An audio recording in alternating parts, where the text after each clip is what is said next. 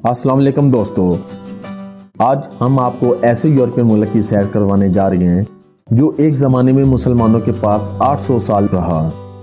ऐसा मुल्क जो तारीख से बड़ा हुआ है, जहां दुनिया के दूसरे नंबर पर सबसे ज़्यादा पहाड़ पाए जाते हैं, जहां की खूबसूरती देखने के लिए हर कोई उस मुल्क में जाना चाहता है, तो वो मुल्क है स्पेन। आज हम आपको स्पेन की सैर करवाने जा रहे हैं। स्पेन की इस वीडियो में हम आपको स्पेन के हैरान कर देने वाले मकामात भी दिखाएंगे। इस मुल्क के अजीब गरीब फेस्टिवल कौन सी हैं, मुसलमानों से ये मुल्क क्यों छीन लिया गया। आज की वीडियो बहुत इंटरेस्टिंग होने वाली है, आखिर तक जरूर देखिएगा। और नए आने वाले दोस्तों से गुजारिश है हमारे चैनल को सब्सक्राइब और लाइक जरूर करें।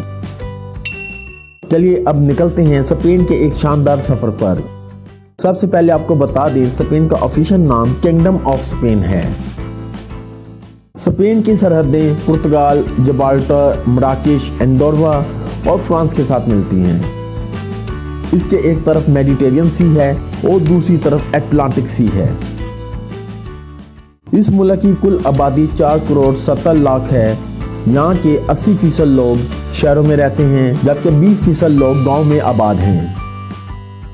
स्पेन का कुल रकबा 5 लाख मुरब्बा किलोमीटर है, जो रकबे के लिहाज से दुनिया के 52वें नंबर पर आता है। दुनिया में सबसे ज्यादा पहाड़ों में स्पेन दूसरे नंबर पर आता है। अगर आप स्पेन के मैप को देखें तो मैड्रिड सिटीज स्पेन के वस्त में वाक़या है। इसके बाद तमाम बड़े शहर समुद्र के साहिल पर वाक़या हैं। बाकी अंदरूनी तमाम हिस्सों में ऊंचे पहाड़ हैं और यही वजह है कि 70% स्पेन अंदर से खाली है। स्पेन में रहने वाले लोग बाकी यूरोप के मुल्कों से अलग हैं। मैड्रिड मुल्क का सबसे बड़ा शहर और दारुल हुकूमत भी है और ये स्पेन के दरमियान वाक़या है। स्पेन का दूसरा बड़ा शहर बार्सिलोना है। ये यूरोप का मॉडर्न सिटी है। बार्सिलोना की कुल आबादी 16 लाख है। क्या आप जानते हैं बार्सिलोना में स्पेनी लोगों के बाद सबसे ज्यादा आबादी पाकिस्तानियों की है। दोस्तों, क्या आपको मालूम था स्पेन में मुस्लिम आबादी मुल्क की दूसरी सबसे बड़ी आबादी है। इसकी क्या वजह है, इसके लिए हमें तारीख में जाना पड़ेगा। स्पेन एक तारीखी मुल्क है। ये 800 साल तक मुसलमानों के पास था। इसका आगाज 8वीं सदी में हुआ, जब अमवी खिलाफत का दौर चल रहा था। अमवी खिलाफत के सिपा सलार तारिक बिन ज़ियाद थे, जिन्होंने 711 ईस्वी में स्पेन के जनूबी हिस्से को फतह कर लिया। ये हमला अफ्रीका के साहिल से किया गया था, जो आज मराकेश के करीब वाक़या है। इस हिस्से को आज भी जबल तारिक या जिब्राल्टर कहा जाता है। ये वही इलाका है जब तारिक बिन ज़ियाद ने अपनी कश्तियां जलाकर स्पेन पर हमला कर दिया था। इसके बाद मुसलमानों की हुकूमत कायम हुई।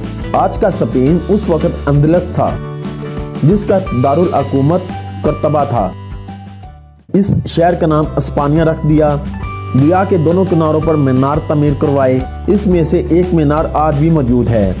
इस शहर में मुसलमानों कुतुब खाने भी मौजूद थे। 9वीं से 15वीं सदी तक दुनिया के सबसे बड़े कुतुब खाने इसी शहर में मौजूद थे, जिसमें 10 लाख से भी ज्यादा कुतुब मौजूद थी। दुनिया भर के किताबों के तर्जमे करवा कर इन लाइब्रेरियों में रखे गए थे और तर्जमा करने वाले शख्स को उस किताब के वजन के बराबर सोना दिया जाता था। तकरीबन 800 साल मुसलमानों की हुकूमत रही। 1492 में यह खत्म हुई। उसके बाद 500 साल तक गरनाटा में अजान पर पाबंदी थी। 2003 में जाकर अजान की इजाजत दी गई। आप अल्लाह की हिकमत देखिए, 1942 में आखिरी अजान इशा की हुई थी, जबकि 2003 में अजान फजर की हुई।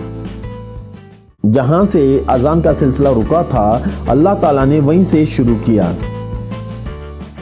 स्पेन की इकोनॉमी का दारोमदार सबसे ज्यादा सियाहत पर है। इसी वजह से हर साल 5 करोड़ से भी ज्यादा विजिटर इस मुल्क में आते हैं। दोस्तों, यहाँ आपको इस मुल्क का सबसे मजेदार फेस्टिवल के बारे में बताता चलूं। क्या आपने कभी ऐसी जंग देखी है जहाँ गोलियों की बजाय टमाटर इस्तेमाल किए जाएं? जी हाँ, इस मुल्क में एक ऐसा फेस्टिवल भी मनाया जाता है जिसमें पूरा मुल्क एक दूसरे को टमाटर मारता है। इस फेस्टिवल का नाम ला टमाटीना है।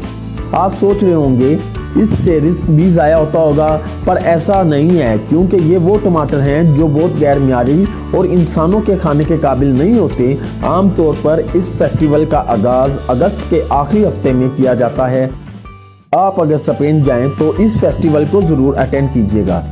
इस फेस्टिवल का आगाज़ कई सौ साल पहले ऐसे हुआ कि दो सब्जी बेचने वालों में आपस में लड़ाई हुई तो एक दूसरे को टमाटर मारना शुरू कर दिए।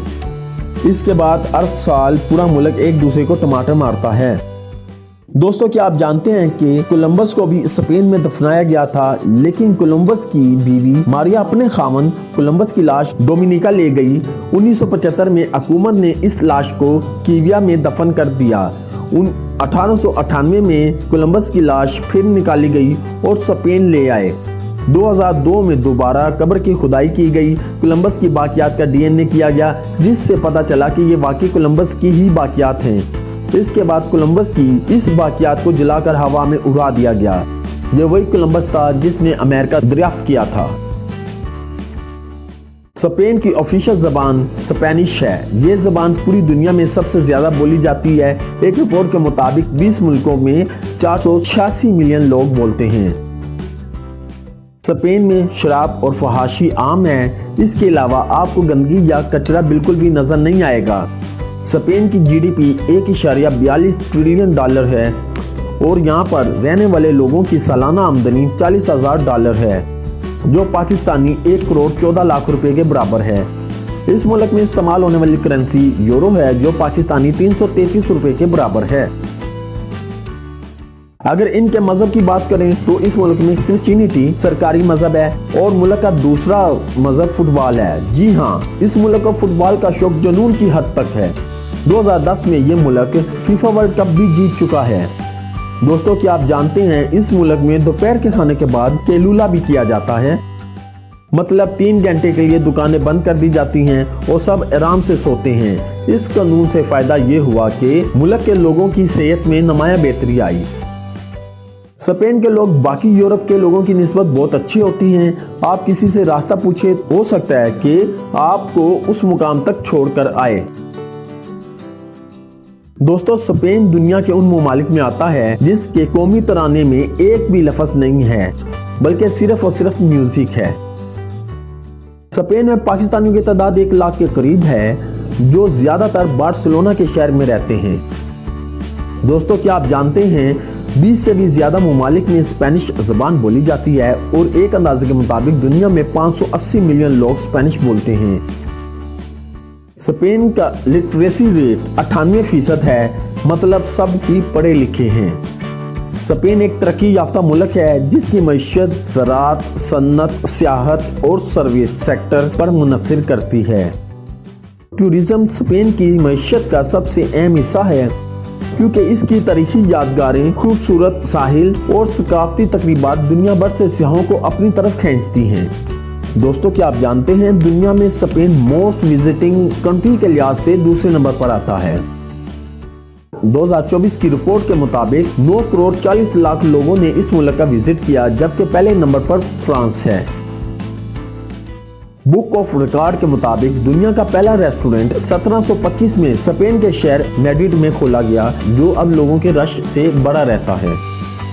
स्पेन में 56% लोग कैथोलिक, 5% मुस्लिम, 30% ऐसे लोग हैं जो किसी भी मजहब को नहीं मानते, बाकी दूसरे मज़ाहिब के लोग आबाद हैं। मैड्रिड स्पेन का दारुल हुकूमत और मुल्क का सबसे बड़ा शहर है। मैड्रिड स्पेन के वस्त में वाक़या है।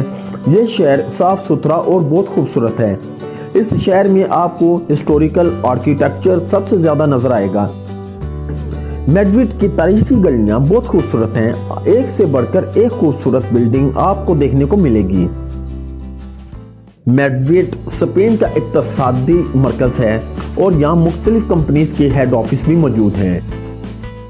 ये शहर आलमी सतह पर तजारती सरगर्मियों का मरकज बन चुका है।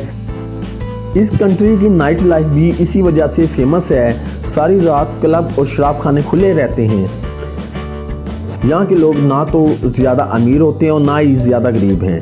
ये पैसा कमाते हैं और अय्याशी करते हैं। सेविंग का रुझान बहुत कम होता है, इसलिए खुद को खुश भी रखते हैं। यहाँ के लोगों को घूमना फिरना बहुत पसंद है, इसलिए ये अपने मुल्क में ही सैर के लिए घूमते हैं। इस मुल्क के लोगों की औसत उम्र 83 साल है, जो दुनिया में औसत उम्र के लिहाज से भी दूसरे नंबर पर आता है, जबकि पहले नंबर पर जापान है। दोस्तों चलें अब आपको एक अजीब व गरीब फेस्टिवल के बारे में बताते हैं। इस फेस्टिवल को रनिंग ऑफ द बुल्स कहा जाता है। इसमें गुस्से वाले बुल्स सड़कों पर छोड़ दिए जाते हैं और लोग इनके आगे भागते हैं। इस इवेंट का इनकाद स्पेन के शहर पिम्पलोना में 6 जुलाई को किया जाता है। आप सोच रहे होंगे ऐसा क्यों किया जाता है। रोमन एम्पायर के दौर में एक स्पेनिश शख्स को सजाए मौत दी गई और सजाए मौत का ये तरीका रखा गया कि उसकी एक टांग को एक बुल की टांग से बांध दिया गया और बुल को भगा दिया गया। उसकी याद में ये फेस्टिवल मनाया जाता है। रॉयल पैलेस ऑफ मैड्रिड, ये महल यूरोप के सबसे बड़े महलों में आता है, लेकिन रॉयल फैमिली इस पैलेस में नहीं रहती और बहुत से सरकारी फंक्शन इस महल में किए जाते हैं। क्या आप जानते हैं इसमें 3418 कमरे मौजूद हैं और इसका आर्किटेक्चर नहायत खूबसूरत है। बार्सिलोना सिटी में स्पेनिश लोगों के बाद सबसे ज्यादा पाकिस्तानी आबाद हैं। ये शहर बहरे रूम के किनारे वाक़या है, कहीं भी आपको गंदगी नजर नहीं आएगी। ये शहर बहुत साफ सुथरा है। इस शहर के वस्त में एक चर्च है जिसका नाम सरगाता फैमिलिया है। इसका आर्किटेक्चर बहुत ही अलग किस्म का है। इस चर्च की खास बात यह है कि इसे 1881 में शुरू किया गया था और अभी तक इसकी कंस्ट्रक्शन जारी है। 140 साल से इस पर कंस्ट्रक्शन हो रही है। कहा जाता है कि 2026 तक कंप्लीट कर लिया जाएगा। इसको देखने टूरिस्ट बहुत ज्यादा आते हैं। इसका आर्किटेक्चर ऐसा है जैसे मोम पिघल रहा हो। इसके अंदर जाने की टिकट 26 यूरो है। दोस्तों अगर आप बार्सिलोना आए तो बगैर वीजा एक और कंट्री भी जा सकते हैं जिसका नाम एंडोरा है। ये छोटा सा कंट्री है। बस पर जाने की टिकट 33 यूरो है, जिसमें आपको बस वापस भी लेकर आती है। स्पेन में दुनिया का सबसे खूबसूरत बीच मौजूद है, जिसमें स्पेन सबस्टेन पहले नंबर पर आता है। इसकी खूबसूरती देखने लायक है, जैसा कि आप वीडियो में देख रहे हैं। रॉयल अल्कोज 7, ये पैलेस मुसलमानों के दौर में बनाया गया है। इसमें आपको इस्लामिक आर्ट बहुत ज्यादा नजर आएगा। कार्डोबा, आप अगर स्पेन जाएं तो कार्डोबा का जरूर विजिट करें। इस शहर में मुसलमानों का सुनहरा दौर गुजरा है। जब पूरा यूरोप बीमारियों और पसमानदियों का शिकार था तो यूरोप के लोग जब कार्डोबा आते थे तो ये इस शहर की सफाई और रोशनियां देखकर हैरान हो जाते थे। दोस्तों आपको एक हैरानकुन हक़ाइक़ बताता चलूं, कार्डोबा में एक मस्जिद मौजूद है जिसका नाम मॉस्क ऑफ कार्डोबा है। ये मस्जिद 786 ईस्वी में तैयार की गई थी। आज मदीना शरीफ की मस्जिद का डिजाइन कार्डोबा की मस्जिद के डिजाइन को देखकर बनाया गया है।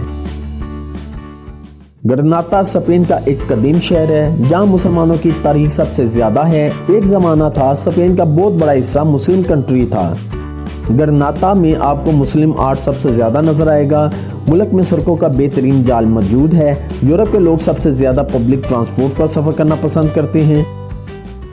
वक्त के लिहाज से स्पेन पाकिस्तान से 4 घंटे पीछे है। स्पेन का कॉलिंग कोड +34 है। दोस्तों ये थी आज की हमारी इंफॉर्मेटिव और दिलचस्प वीडियो। आपको वीडियो कैसी लगी कमेंट में जरूर बताइएगा और नए आने वाले दोस्तों से गुजारिश है हमारे चैनल को सब्सक्राइब और लाइक जरूर कीजिएगा। अगली वीडियो तक के लिए अल्लाह हाफिज।